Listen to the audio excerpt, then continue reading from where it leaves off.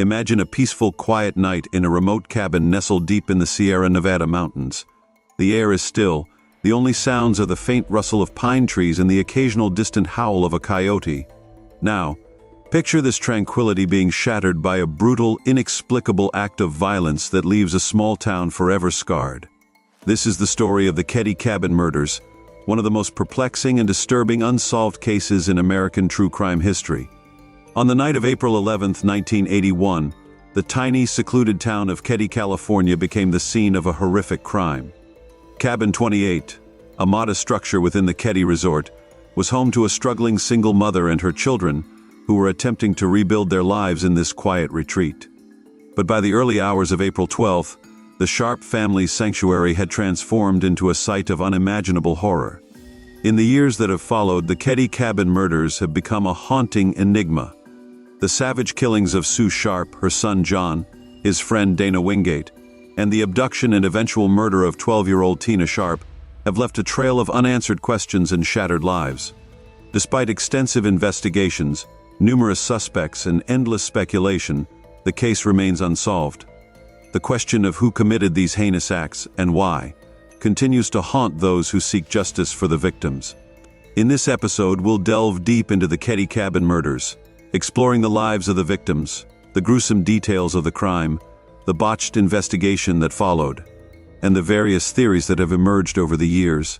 We'll also look at how this case has captivated the imaginations of true crime enthusiasts, spawning countless discussions, theories, and ongoing efforts to uncover the truth. But first, let's turn back the clock to understand the people involved and the setting of this tragic tale. Glenna Sue Sharp moved to Keddie in late 1980, seeking a fresh start after leaving her abusive husband. A mother of 5, Sue was determined to provide a better life for her children, John, Sheila, Tina, Rick, and Greg, despite the challenges of single parenthood. The family had relocated from Connecticut to Northern California, where Sue hoped to find stability and support among relatives and friends. They eventually settled in Keddie, a small, rustic resort town known for its picturesque landscape and tranquil environment. Sue Sharp was a resilient woman who had endured much in her life. At 36 years old, she had already faced the difficulties of raising 5 children on her own, often struggling to make ends meet. Despite these hardships, Sue was committed to creating a safe and nurturing environment for her family. Her eldest daughter, 14-year-old Sheila, often took on a maternal role in helping to care for her younger siblings. John, 15, was a typical teenager, eager to establish his independence, but still protective of his family. Tina, at 12, was quieter and more reserved than her siblings, often overshadowed by her more outgoing brother and sister. The 2 youngest, Rick, 10, and Greg, 5, were close and inseparable, finding comfort in each other amidst the chaos of their new life. Keddie Resort, located in the Sierra Nevada mountains, had once been a popular vacation destination in the 1960s and early 1970s. It attracted tourists looking to escape the hustle and bustle of city life and enjoy the serene beauty of the mountains. However, by the time the Sharps arrived, Keddie had fallen on hard times. The resort's once thriving business had dwindled, and many of the cabins were now occupied by low-income families who were drawn to the affordable housing. The resort's remote location, surrounded by dense forests and far from major cities, added to the sense of isolation that would soon take on a more sinister tone. Cabin 28, where the Sharp family lived, was a modest wood-frame structure with a few small rooms and basic amenities. It was one of the larger cabins in the resort, providing enough space for the family of 6, though they were still living in close quarters. Despite its humble appearance, the cabin was home to the Sharp family, a place where they were trying to rebuild their lives after years of turmoil. The cabin itself was nondescript, blending in with the surrounding structures. It had a front porch, a small living room, a kitchen, and 3 bedrooms. Sue and her 2 daughters, Sheila and Tina, shared one room, while John, Rick, and Greg shared another. The 3rd bedroom was kept as a spare, often used by visitors like Dana Wingate, a close friend of John's who frequently stayed over. As we move forward, the contrast between the peaceful setting of Keddie and the violent events that unfolded within Cabin 28 will become all the more striking. April 11, 1981, began as a typical day for the Sharp family. Sue spent the day with her children, running errands and tending to household chores. In the evening, 15-year-old John and his friend Dana Wingate, who often visited the Sharps, decided to hitchhike to Quincy, a nearby town, to hang out with friends. Quincy was a short drive away, but hitchhiking was common in the area, and the boys felt comfortable making the journey. While John and Dana were in Quincy, the rest of the Sharp family settled in for the evening. Sheila, the eldest daughter, had plans to spend the night at a friend's house, which would prove to be a fateful decision.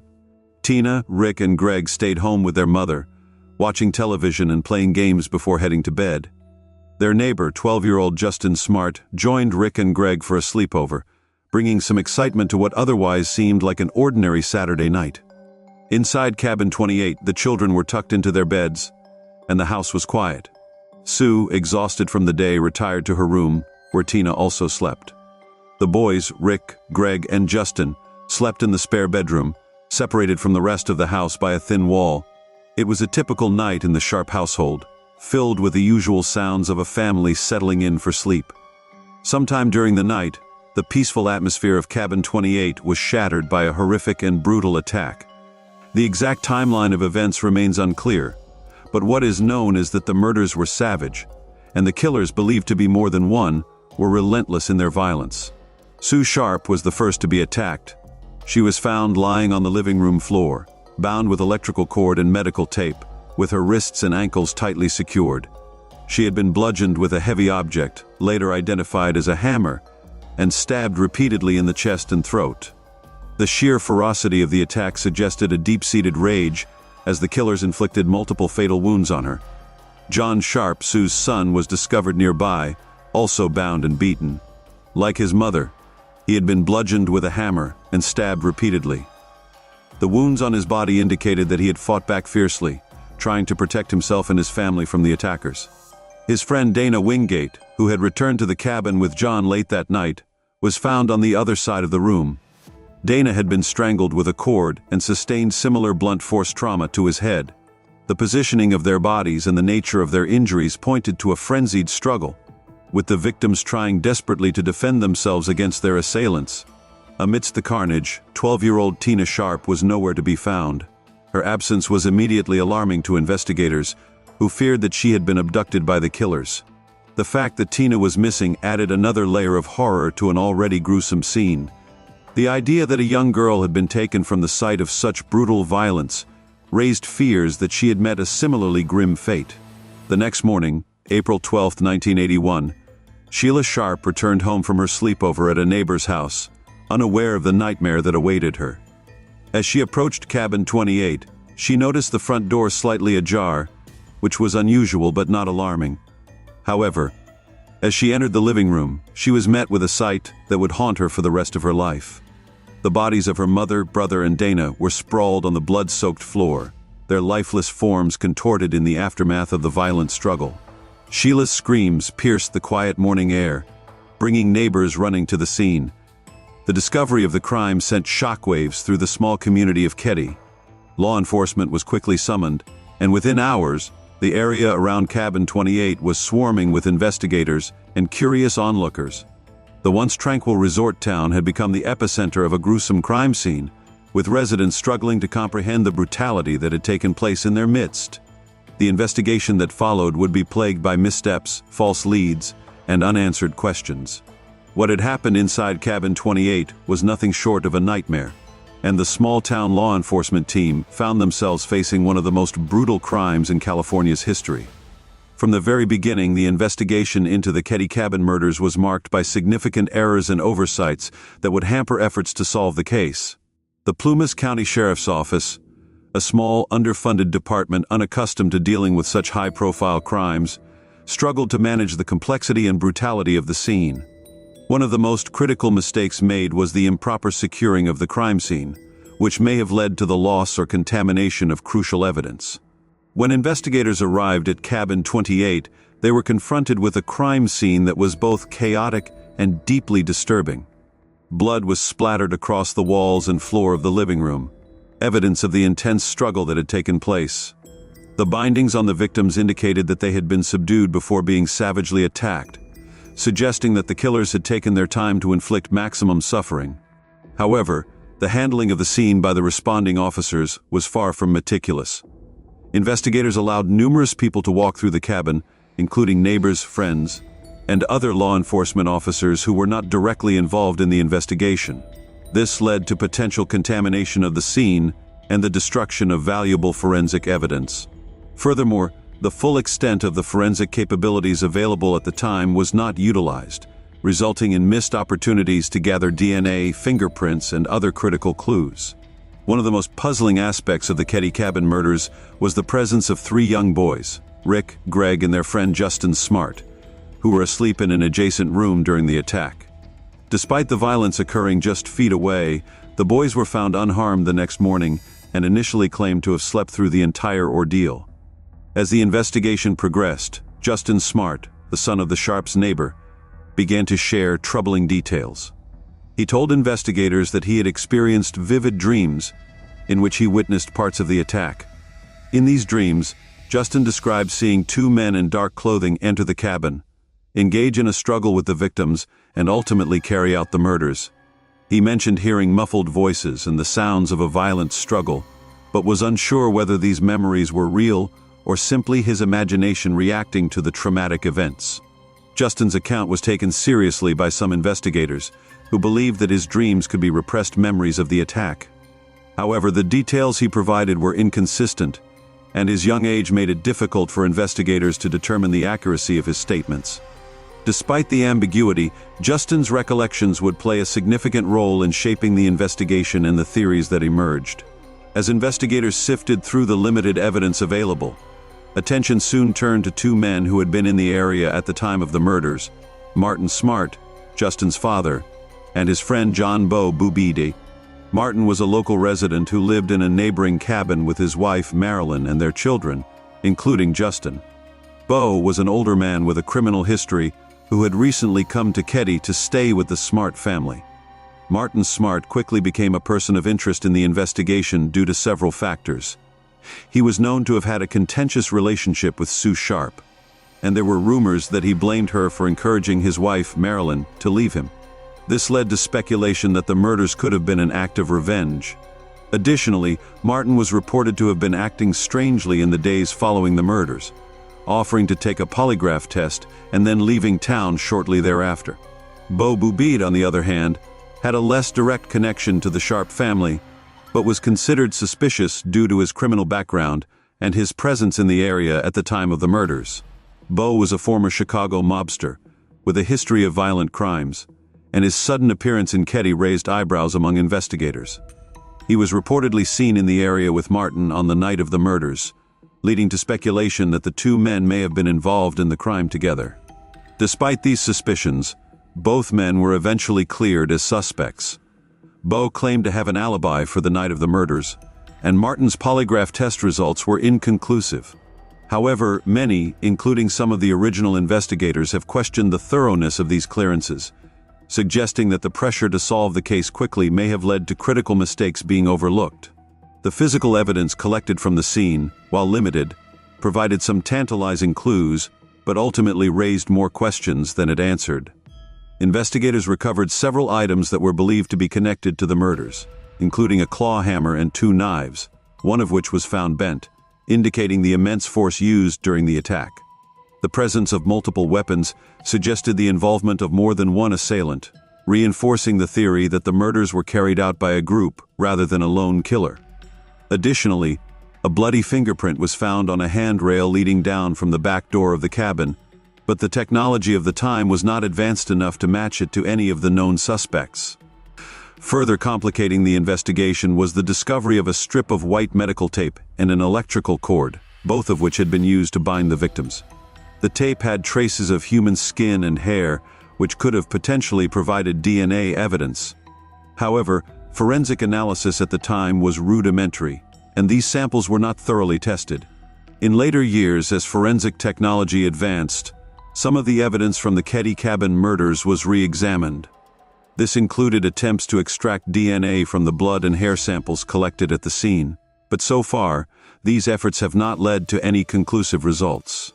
The potential for further testing remains, and many believe that modern forensic techniques could eventually crack the case, As the investigation stalled, behavioral analysts were brought in to create a psychological profile of the killers. Based on the crime scene and the nature of the attacks, they concluded that the murders were likely carried out by individuals who knew the victims and had a deep-seated grudge against them. The overkill evident in the attacks suggested that the crime was personal, with the killers displaying a level of rage that went beyond what would be expected in a robbery or random attack.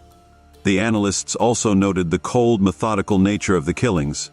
The victims were bound before being brutally assaulted, indicating that the killers wanted to prolong their suffering. The fact that Tina Sharp was abducted from the scene added another layer of complexity to the case. Her disappearance suggested that the crime might have been sexually motivated, although no evidence was ever found to confirm this theory. The profile developed by the analysts pointed to individuals who were likely familiar with the Keddie area and comfortable operating in its remote, rugged terrain. This led to speculation that the killers were either locals or had spent significant time in the region. Despite the detailed profile, no suspects were ever definitively matched to it. As the investigation dragged on without any significant breakthroughs, various theories began to emerge, both within law enforcement and among the public. Some investigators began to explore the possibility that the murders were connected to organized crime or a larger conspiracy involving local law enforcement. These theories were fueled by the numerous missteps and inconsistencies in the investigation, leading to suspicions that someone might have been deliberately obstructing justice.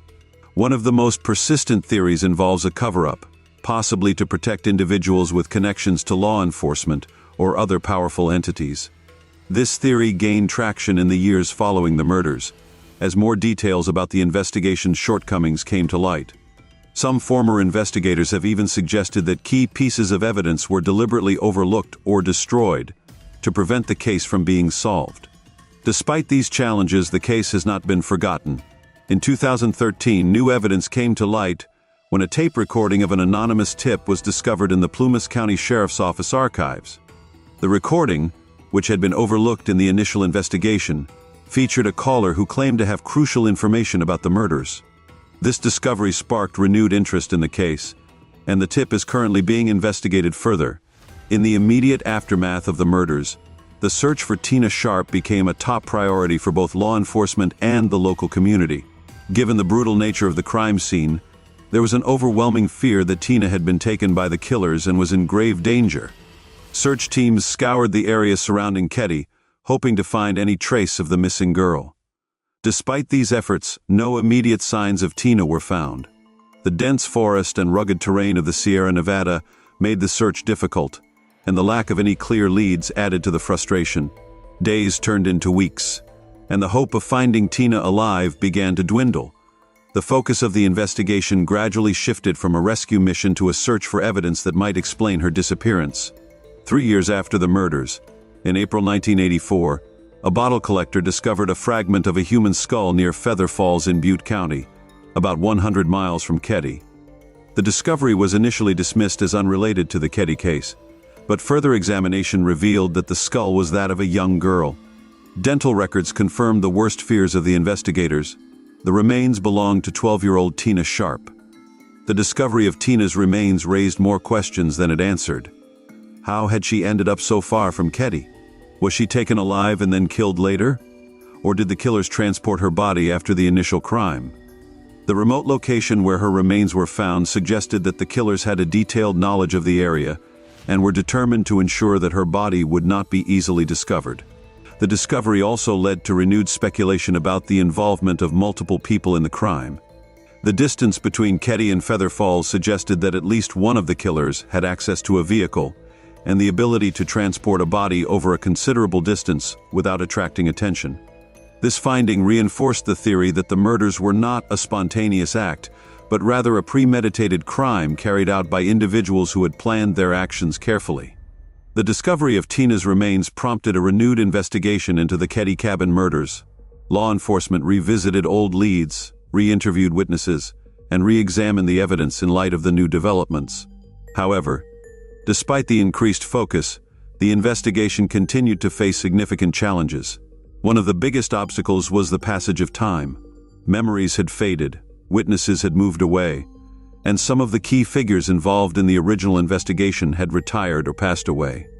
Additionally, the mishandling of the initial crime scene meant that crucial evidence had been lost or contaminated, making it difficult to piece together a clear picture of what had happened. Despite these challenges, the case has remained open, with law enforcement officials and true crime enthusiasts alike continuing to search for answers. The advent of modern forensic techniques has provided some hope that new evidence might be uncovered, and there have been occasional reports of potential leads being followed up. However, as of now, the murders of Sue, John, Dana, and Tina Sharp remain unsolved, leaving a dark cloud of mystery and sorrow hanging over the town of Keddie. From the earliest days of the investigation, suspicion in the small community of Keddie centered on Martin Smart and his friend, Bo Bubede. Both men had connections to the Sharp family, and their behavior in the aftermath of the murders raised significant red flags. Martin, who had a history of domestic violence and was known to have a volatile temper, quickly became a person of interest due to his proximity to the Sharps and his alleged animosity towards Sue. Bo Bubede, with his criminal background and ties to organized crime, was an outsider in the tight-knit community, making him an easy target for suspicion. The fact that he had recently arrived in Keddie and was staying with the Smart family at the time of the murders only heightened these suspicions. Bo's past as a mob enforcer and his ability to disappear after the murders led many to believe that he could have been the mastermind behind the crime. The theories surrounding Martin and Bo gained traction when it was revealed that Martin had allegedly confessed to the murders in a therapy session, only for the confession to be dismissed as a fantasy. This, coupled with the fact that both men left town shortly after the murders, fueled speculation that they had something to hide. Some believe that Martin, with his personal vendetta against Sue, carried out the murders with Bo's help, possibly in a fit of rage or under the influence of drugs or alcohol. One of the most persistent and troubling theories surrounding the Keddie Cabin murders is the possibility of a cover-up. Some have suggested that the murders were connected to illegal activities in the area, potentially involving drug trafficking or other criminal enterprises. According to this theory, the investigation was deliberately sabotaged to protect those involved, either because of their connections to local law enforcement or other influential figures.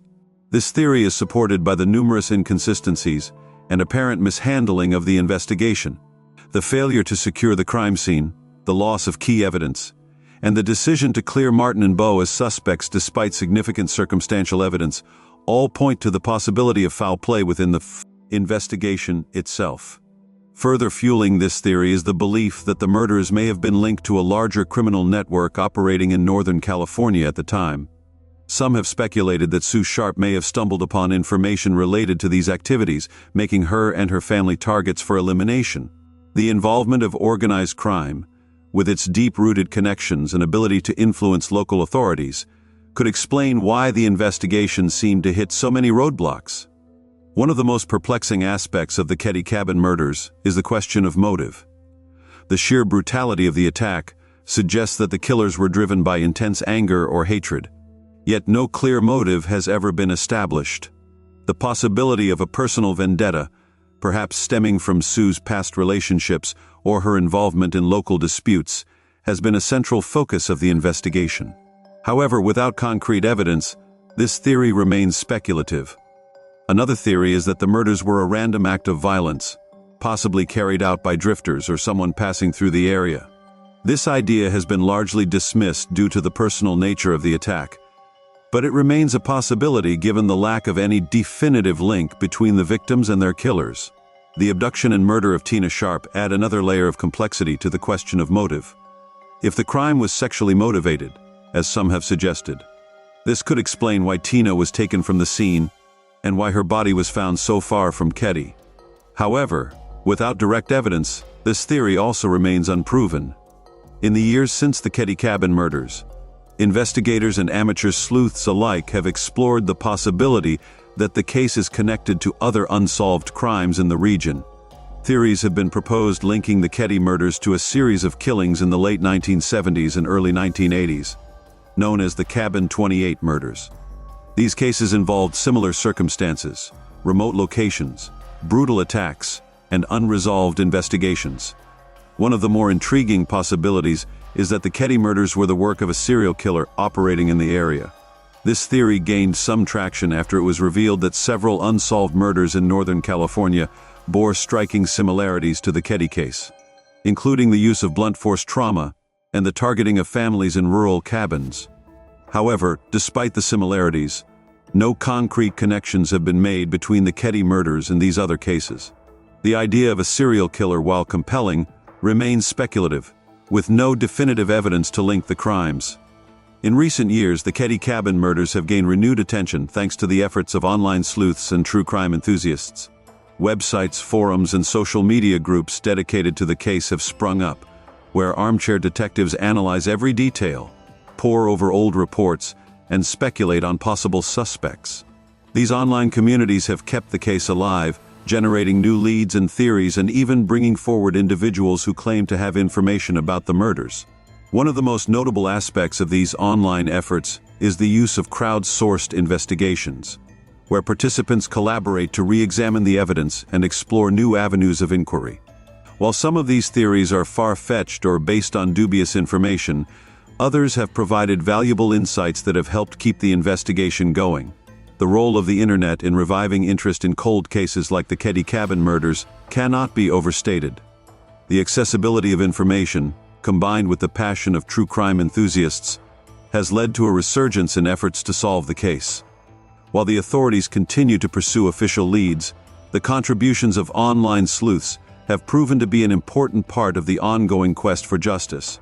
The Keddie Cabin murders left an indelible mark on the small community of Keddie, transforming what was once a peaceful mountain retreat into the site of one of California's most infamous unsolved crimes. For those who lived through the ordeal, the memories of that tragic night remain fresh, and the sense of loss is still palpable. The resort, which had once been a popular destination for vacationers, never fully recovered from the tragedy. Many residents moved away, unable to shake the horror of what had happened in their quiet town. The murders also left a lasting impact on the surviving members of the Sharp family, particularly Sheila Sharp, who had the unimaginable experience of discovering the crime scene. Sheila's life was forever altered by the events of April 11, 1981, and she has spent decades seeking answers and justice for her mother, brothers, and sister. The unresolved nature of the case has been a source of ongoing pain and frustration for Sheila and others close to the victims. More than 4 decades later, the Keddie Cabin murders remain one of the most perplexing cases in American true crime history.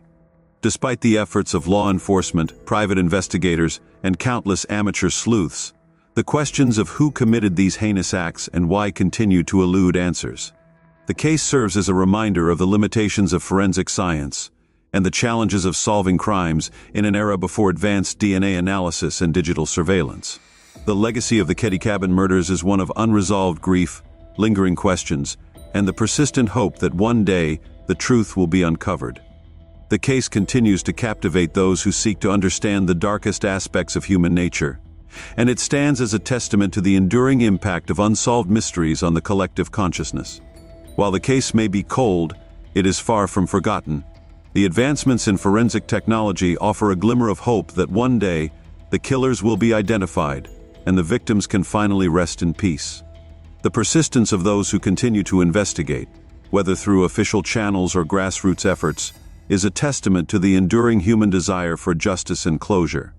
As we conclude this exploration of the Keddie Cabin murders, it's important to recognize the significance of continued efforts to solve the case.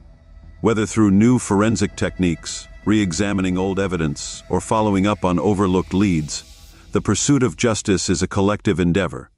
The story of the Keddie Cabin murders is a reminder that even the darkest mysteries can be illuminated by the light of truth, and that the fight for justice is never truly over. If this case has intrigued or moved you, I encourage you to delve deeper into the details, explore the theories, and engage in the discussions that keep this case alive. The pursuit of justice is a collective effort, and your interest and participation could be the key to finally solving this haunting mystery. The story of the Keddie Cabin murders is one of tragedy, mystery, and unresolved grief. It's a case that has fascinated and horrified those who seek to understand what happened on that fateful night in 1981. As we reflect on the lives lost and the community forever changed, we are reminded of the importance of perseverance in the pursuit of truth, even when the answers seem just out of reach. The legacy of the Keddie Cabin Murders serves as a somber reminder of the fragility of life and the enduring quest for justice in the face of darkness.